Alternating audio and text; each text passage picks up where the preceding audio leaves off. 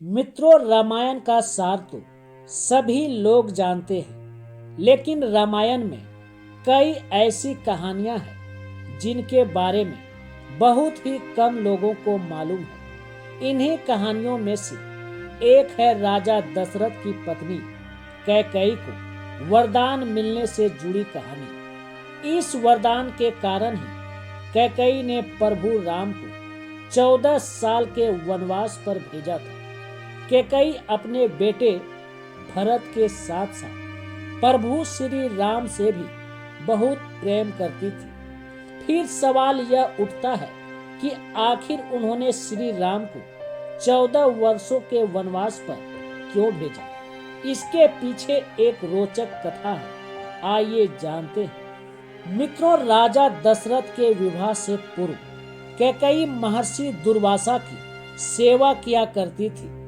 कैकेयी की सेवा से प्रसन्न होकर महर्षि दुर्वासा ने कैकेयी का एक हाथ वज्र का बना दिया था और आशीर्वाद दिया था कि भविष्य में भगवान तुम्हारी गोद में खेलेंगे। समय बीतता गया और कैकेयी का विवाह राजा दशरथ के साथ हुआ। कई सालों के बाद स्वर्ग में देवासुर संग्राम प्रारंभ हो गया। देवराज इंद्र ने राजा दशरथ को सहायता के लिए बुलाया। रानी कैकेयी भी महाराज की रक्षा के लिए सारथी बनकर देवासुर संग्राम में पहुंची थी। युद्ध के दौरान महाराज दशरथ के रथ के पहिए की कील निकल गई और रथ लड़खड़ाने लगा। ऐसे में कैकेयी ने कील की जगह अपनी उंगली लगा दी और महाराज की जान बचा ली।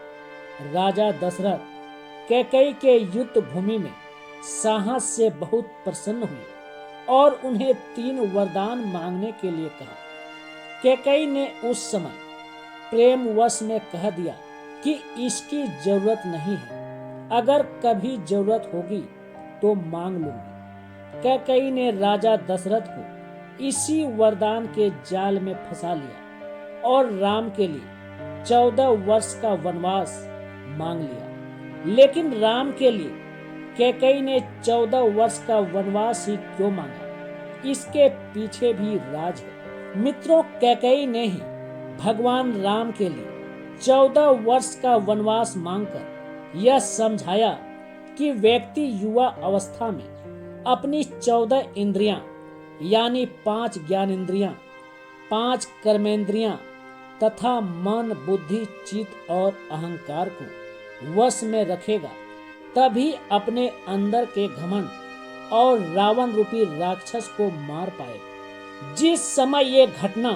अयोध्या में घट रही थी, उस समय रावण की आयु में केवल 14 वर्ष ही शेष बचे थे। यह बात कैकेयी जानती थी। यह घटना तो अयोध्या में घट रही थी, लेकिन इसकी योजना देवलोक में बन रही थी।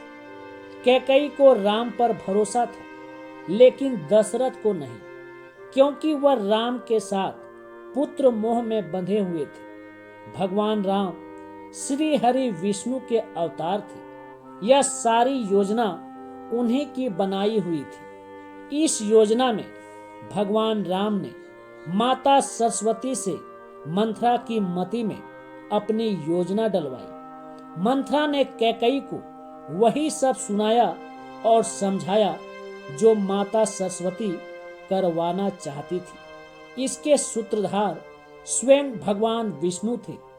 उन्होंने ही यह योजना तैयार की थी। कैकेयी यह जानती थी कि यदि राम अयोध्या के राजा बन गए तो रावण का वध नहीं होगा। इसके लिए वन में तप करना जरूरी था।